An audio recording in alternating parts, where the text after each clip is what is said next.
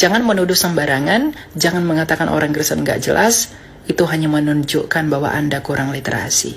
Belajar terlebih dahulu sebelum menuduh. Itulah yang baik bagimu dan bagi hidupmu. Tuhan berkati. Ya, saya sangat setuju. Mari kita belajar bersama-sama, belajar dari Alkitab. Enggak semata-mata hanya dengan kitab suci ini, tapi kita harus lihat sejarah juga. Sejarah gereja, ya. Gereja tertua, gereja Katolik yang kudus, dan gereja Ortodoks yang benar. Karena mereka yang punya jalur apostolik. Jadi mereka yang paling dekat dengan para rasul. Gereja Katolik misalnya, ya. Yang lain Ortodoks misalnya gereja yang di Yerusalem, yang tertua juga. Loh, masakan kita belajar dari gereja? Kita kan Kristen. Arti Kristen adalah pengikut Kristus, pengikut Yesus. Artinya, Yesuslah teladan kita. Yesuslah panutan kita. Kalau kita pengikut Katolik, maka kita adalah Katolik 10. Atau jika kita pengikut Ortodoks, maka kita seharusnya Ortodoks 10. Jadi kalau kita masih Kristen, maka kita harus mengikuti Yesus. Yesus berkata dalam Matius 11 ayat 29. Belajarlah padaku, akulah jalan dan kebenaran dan hidup. Tidak ada seorang pun yang datang kepada Bapa kalau tidak melalui aku. Yohanes 14 ayat 6. Jadi, Yesus adalah kebenaran, bukan Katolik, bukan Ortodoks. Maka, yang kita ikuti seharusnya adalah ajaran Yesus. Yesus berkata, belajarlah kepadaku, dan mari kita ikut apa kebiasaan Yesus yang tercatat dalam Alkitab.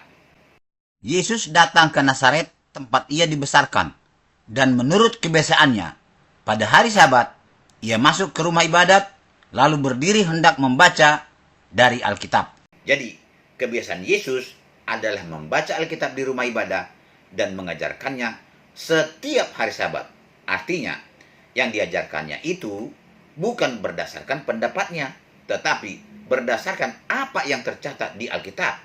Oleh karena itu, silakan Anda mengajar berdasarkan Alkitab. Pertama sekali yang perlu kita ketahui adalah bahwa hari Sabat tidak pernah diubah dari Sabtu menjadi Minggu. Hari Sabat tetaplah Sabtu, hari Minggu tetaplah hari Minggu. Ya, saya sangat setuju. Menurut Mazmur 147 ayat 19-20 bahwa hukum hari Sabat yang adalah Sabtu itu hanya diberikan bagi bangsa Israel, dan di luar bangsa Israel, Allahnya Israel tidak berbuat demikian.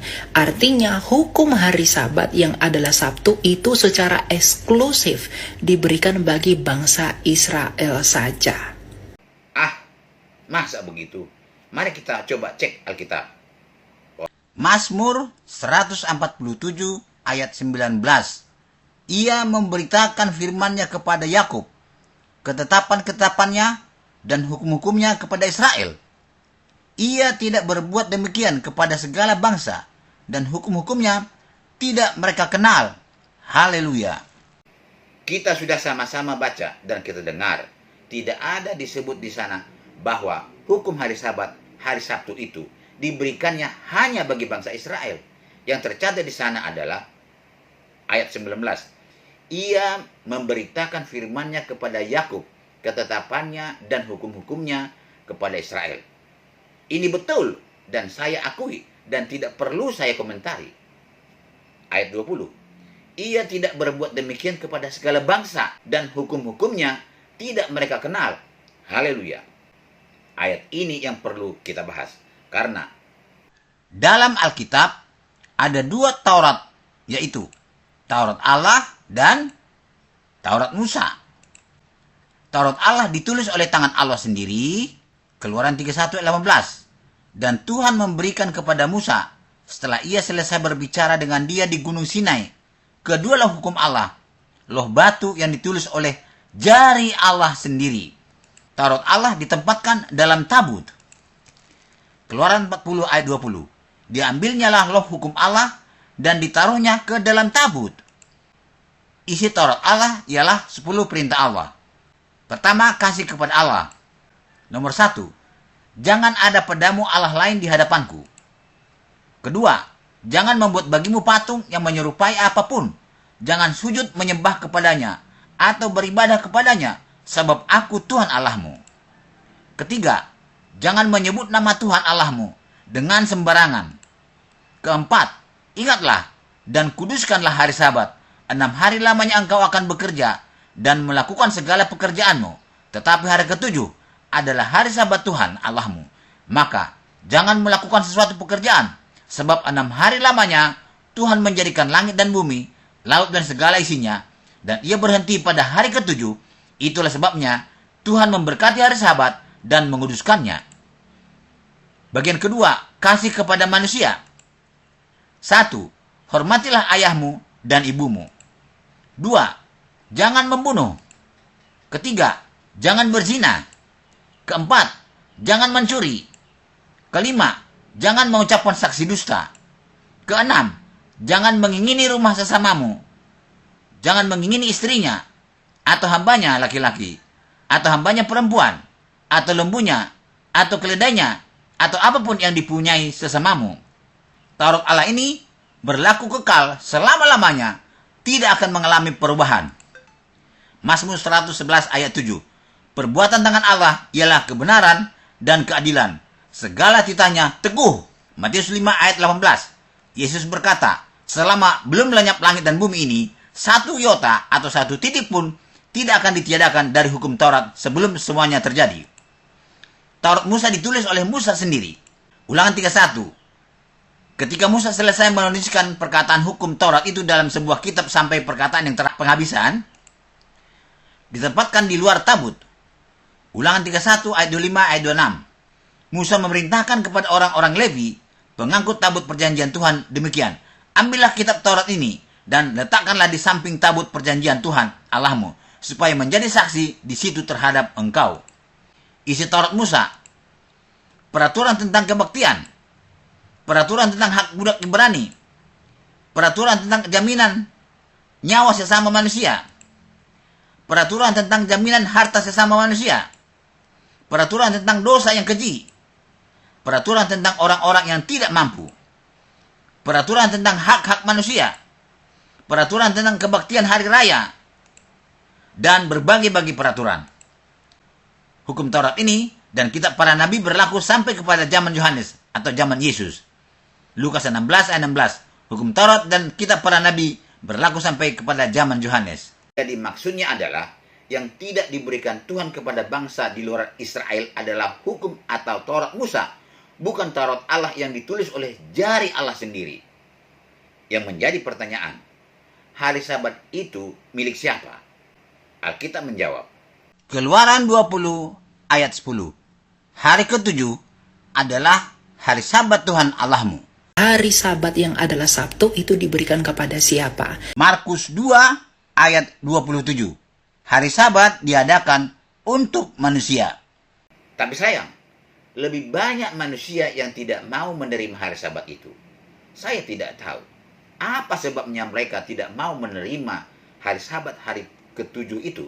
Apakah mungkin karena mereka merasa dirinya bukan manusia? Apakah karena mereka merasa dirinya adalah binatang? Saya tidak mengerti. Oleh sebab itu, jika Anda merasa diri Anda adalah manusia, bukan binatang, maka terimalah hari Sabat Sabtu hari ketujuh itu. Dan ternyata di masa perjanjian baru, hal tersebut dikonfirmasi oleh Rasul Paulus di dalam surat Kolose 2 ayat 16 dan 17 bahwa mengenai hari raya, makanan minuman, hari Sabat dan bulan baru itu hanyalah bayangan dari apa yang akan datang, sedangkan wujudnya ialah Kristus. Masalahnya Kristus sudah datang dan wujudnya itu telah tiba, maka bayangan harus ditinggalkan. Karena hari Sabat merupakan bagian dari bayangan dari kesempurnaan yang akan datang, maka bayangan harus ditinggalkan karena wujudnya sudah datang. Yang artinya, Yesus Kristus sendiri merupakan Sang Sabat itu sendiri. Hal ini senada dengan ucapan Yesus Kristus bahwa ia datang bukan untuk meniadakan hukum Taurat, melainkan untuk menggenapinya. Karena perkara tadi merupakan bayangan dari apa yang akan datang, bahwa Kristus di dalam kematian dan kebangkitannya telah menggenapi segala sesuatunya. Dengan penggenapannya itu, maka ketentuan Taurat setelah Kristus tidak lagi berlaku, termasuk hari Sabat. Betul, apa yang kau katakan itu betul. Tapi kau tidak tahu bahwa di bangsa Israel banyak hari Sabat di luar Sabat Sabtu hari ketujuh. Sabat artinya adalah perhentian. Maka setiap hari-hari raya atau hari-hari besar bangsa Israel diwajibkan bersabat atau diwajibkan berhenti dari segala pekerjaannya. Contohnya, Imamat 16 ayat 29. Inilah yang harus menjadi ketetapan untuk selama-lamanya bagi kamu, yakni pada bulan yang ketujuh, pada tanggal 10 bulan itu, kamu harus merendahkan diri dengan berpuasa, dan janganlah kamu melakukan sesuatu pekerjaan, baik orang Israel asli maupun orang asing yang tinggal di tengah-tengahmu. Hari itu harus menjadi Sabat, hari perhentian penuh bagimu, dan kamu harus merendahkan diri dengan berpuasa. Itulah suatu ketetapan untuk selama-lamanya. dan banyak hari-hari raya atau hari-hari besar Israel yang disebut juga hari Sabat atau hari perhentian. Semua ini tercatat dalam hukum atau Taurat Musa, bukan di dalam hukum 10 yang ditulis oleh jari Allah.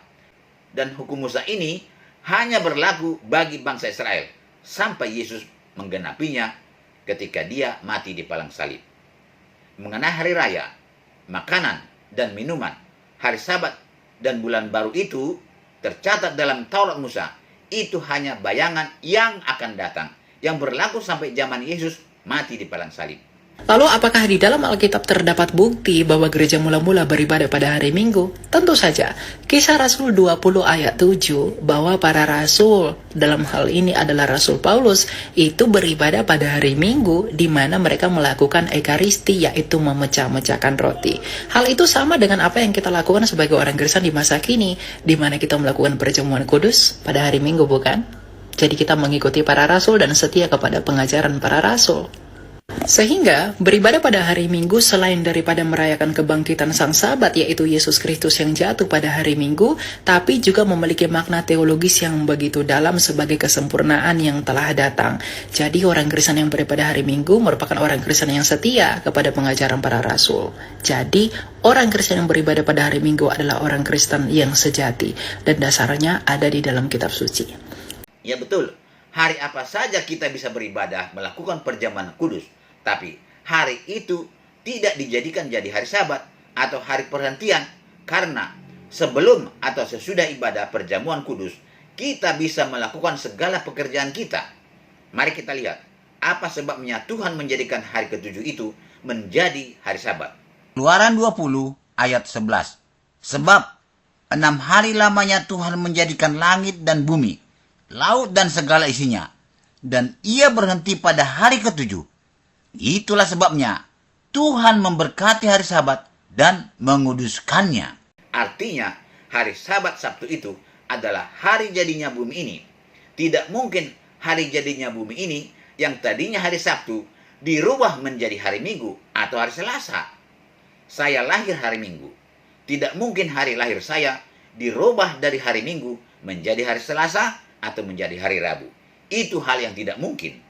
Loh, bukankah Yesus sendiri juga merayakan hari Sabat? Tentu saja, dia merayakan hari Sabat dalam keadaannya sebagai seorang Yahudi, bukan sebagai Kristen, karena dia harus taat dan sempurna kepada Bapaknya di dalam ketentuan Taurat menurut Galatia 4 ayat 4. Dia harus takluk sebagai manusia yang taat untuk menyempurnakan ketidaktaatan kita di kayu salib. Yesus beribadah pada hari Sabat, betul. Para rasul juga beribadah pada Sabat, betul. Karena mereka orang Yahudi. Mereka Yahudi ya, mereka harus melakukan itu. Saya bukan Yahudi.